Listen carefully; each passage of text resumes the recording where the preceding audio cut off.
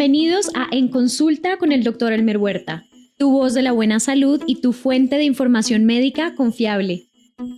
Un podcast en donde te alentaremos a vivir una vida más plena y saludable de la mano de los más recientes hallazgos médicos.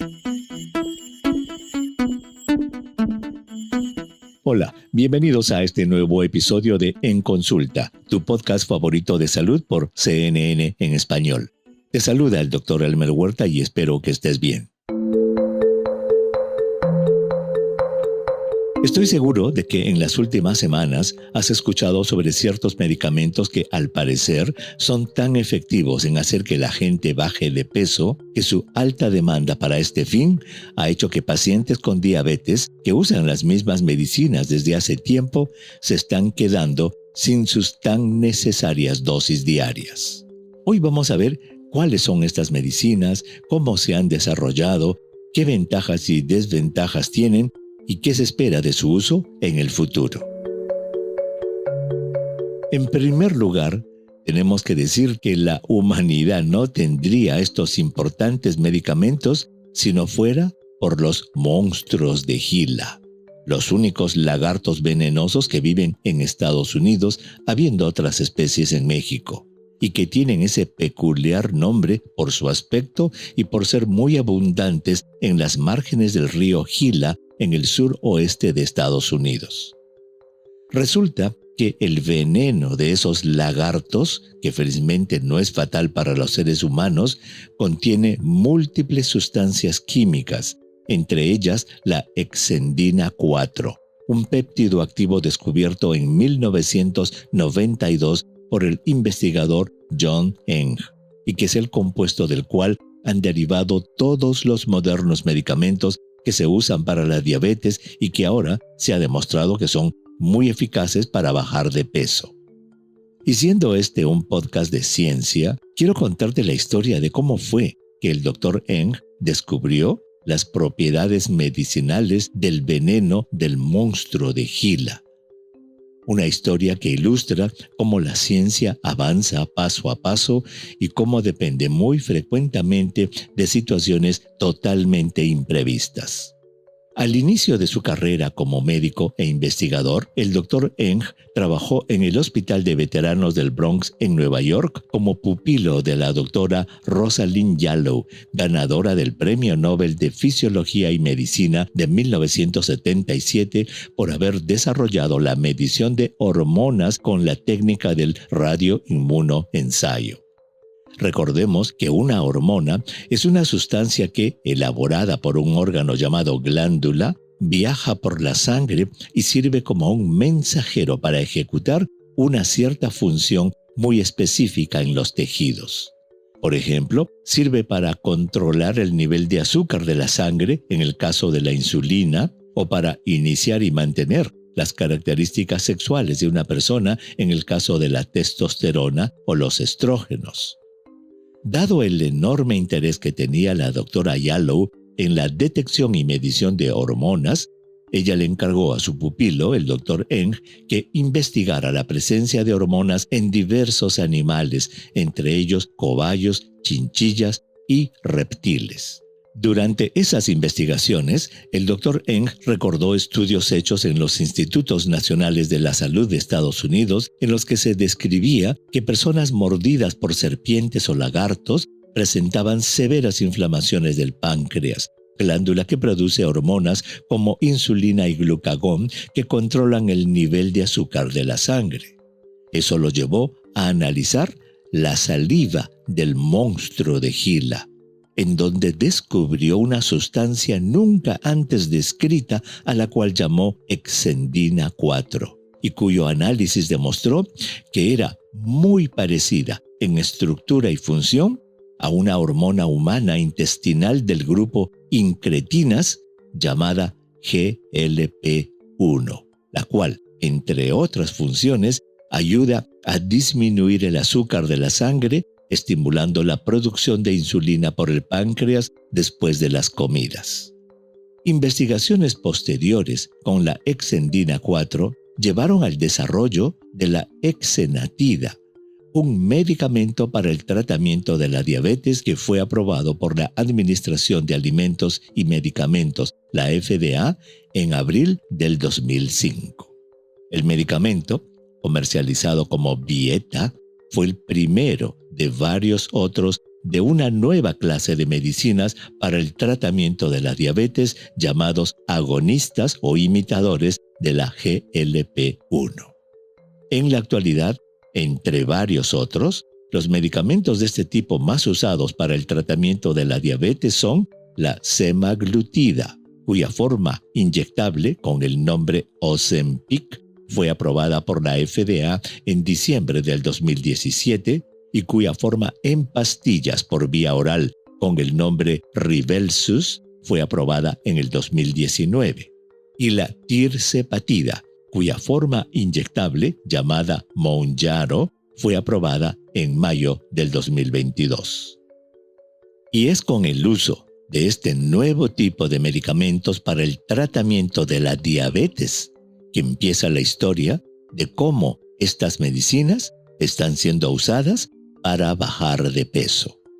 Veamos cómo. Resulta que desde que se empezó a usar la Byetta en 2005, se empezó a observar que los pacientes diabéticos presentaban un efecto secundario muy interesante. Bajaban de peso. Una situación muy bienvenida por los médicos, pues un paciente que baja de peso puede controlar mejor su diabetes. Los investigadores encontraron que el modo en que estos medicamentos imitadores de la GLP-1 hacen bajar de peso es que esta hormona tiene dos acciones muy importantes. La primera es que después de la comida hace que el estómago se vacíe más lentamente, lo que causa que la persona se llene con menor cantidad de comida. Y la segunda es que disminuye los antojos por la comida y manda señales al cerebro de que ya uno está lleno y no quiere seguir comiendo. Obviamente, la consecuencia de llenarse rápidamente y no querer comer más limita mucho la cantidad de alimento que se consume, lo cual causa una baja de peso importante. Ante el inesperado efecto secundario de estos medicamentos, los laboratorios decidieron saber si también podía funcionar en personas con obesidad, pero sin diabetes. El primer medicamento agonista o imitador de GLP-1 aprobado específicamente para bajar de peso en personas sin diabetes fue la liraglutida, vendido como Saxenda en el 2014. En el 2020, el medicamento fue aprobado para el mismo uso en los niños mayores de 12 años. Luego, en junio del 2021, los fabricantes del Ozempic también lograron que la FDA apruebe el uso de su semaglutida en personas adultas con obesidad sin diabetes. El medicamento, que cambió de nombre a Wegovy, tiene una dosis mayor de semaglutida que el Ozempic que se usa para la diabetes y fue posteriormente aprobado en diciembre del 2022 para el manejo de la obesidad en adolescentes mayores de 12 años sin diabetes. De acuerdo con la FDA, la seguridad y la eficacia del Wegovy se demostró en 4 estudios que duraron 17 meses que incluyó a más de 2.600 adultos que recibieron Wegovy y más de 1.500 personas que recibieron placebo. En el estudio más grande de los 4, que fue hecho en personas sin diabetes y con un peso corporal promedio de 105 kilogramos, las personas que recibieron el Wegovy perdieron un promedio del 12,4% de su peso inicial en comparación con las personas que recibieron el placebo. En otro estudio, esta vez en adultos con diabetes de tipo 2 y un peso corporal promedio de 100 kilogramos, el Wegovy hizo que pierdan 6,2% de su peso inicial, en comparación con las que recibieron el placebo. Los efectos secundarios más comunes del Wegovy, y que pueden ser muy molestosos, afectan el aparato digestivo, con náuseas, diarrea, vómitos, estreñimiento, dolor abdominal, dolor de cabeza, fatiga, indigestión, mareos, eructos, bajo nivel de azúcar en la sangre en pacientes con diabetes de tipo 2 flatulencia o acumulación de gases y reflujo gastroesofágico. Y debido a que en ratones el semaglutida causa cáncer de la glándula tiroides, complicación que no se ha reportado en seres humanos, la FDA advierte de manera precautoria que Wegovy no debe ser usado por personas que tengan historia personal o familiar de cáncer medular de tiroides o en personas con una rara enfermedad llamada el síndrome de neoplasia endocrina múltiple de tipo 2. Al haberse aprobado la semaglutida para la obesidad, pues el fabricante de tirzepatida, otro medicamento agonista de GLP-1 que se usa para la diabetes, acaba de solicitarle a la FDA una autorización de uso para personas obesas sin diabetes. De acuerdo con los datos presentados y publicados en el New England Journal of Medicine en el 2022, la tirzepatida fue estudiada en casi 2.500 personas sin diabetes con un peso medio inicial de 104,8 kilogramos y por lo menos una complicación de salud relacionada a la obesidad, tal como presión arterial alta, colesterol alto o una enfermedad del corazón. Los participantes fueron sorteados a recibir durante 1 año y medio inyecciones subcutáneas semanales de tirzepatida a 3 dosis diferentes, de 5, 10 y 15 miligramos o a recibir un placebo. Los resultados fueron impresionantes. Aquellos participantes que recibieron la dosis de 5 miligramos perdieron un promedio de 16 kilogramos durante el tiempo de estudio.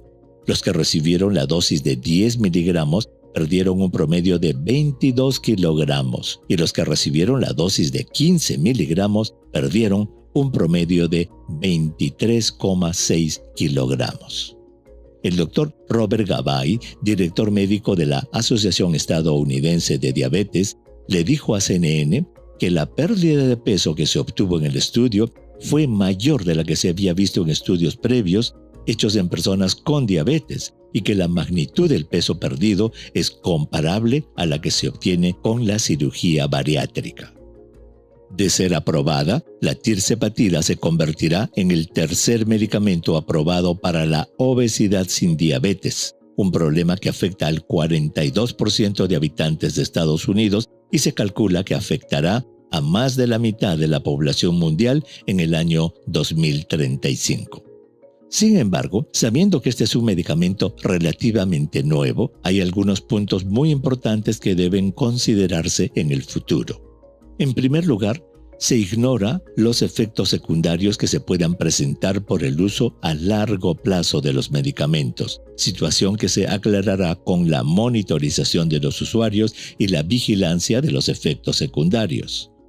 En segundo lugar, es muy posible que al dejar de usarlo, se vuelva a ganar el peso perdido.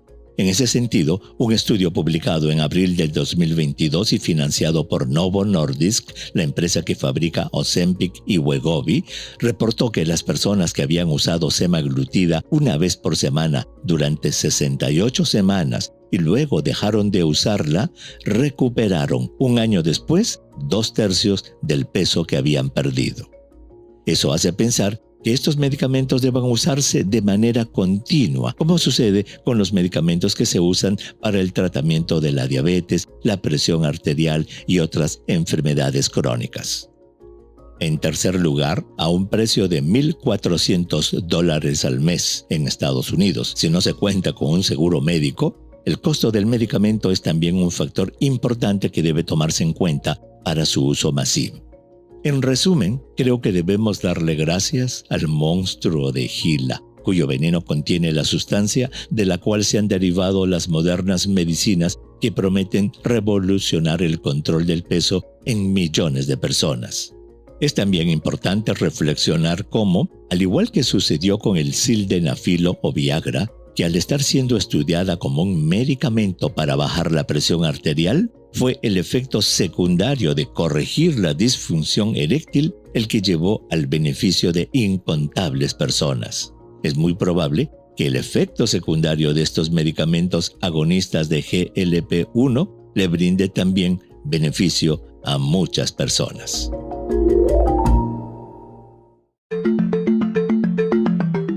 abrimos el consultorio. ¿Qué preguntas tienes? El Dr. Huerta te responde. Un oyente pregunta: Dr. Huerta, si una persona tiene diabetes y controla bien el azúcar de su sangre, ¿puede esto llevar a controlar también la presión alta y el colesterol alto que pueda tener? Muy buena pregunta, pero la respuesta es no. El control del azúcar de la sangre en la diabetes no va a controlar la presión alta ni el colesterol elevado que pueda también tener la persona. Eso es porque esos factores son independientes el uno del otro. En otras palabras, necesitaría un tratamiento independiente para cada una de esas afecciones. Sin embargo, podría haber una excepción, y es la que sucede cuando estos tres problemas, azúcar, colesterol y presión arterial elevados, son consecuencia de la obesidad. En este caso, si la persona es adecuadamente guiada para iniciar una alimentación saludable y un programa de actividad física diaria y logra cambiar su estilo de vida, es posible que los tres problemas puedan corregirse. Bueno, eso es todo por hoy. Los espero la próxima semana. Chao. Gracias por escuchar En Consulta con el Dr. Elmer Huerta, tu voz de la buena salud y tu fuente de información médica confiable. Recuerda suscribirte en tu app de podcast favorita. Puedes enviar tus preguntas al Dr. Huerta en Twitter, a @Dr. Huerta. Y para conocer lo último en temas de salud, visita cnne.com. Este podcast es producido por el equipo digital de CNN en español.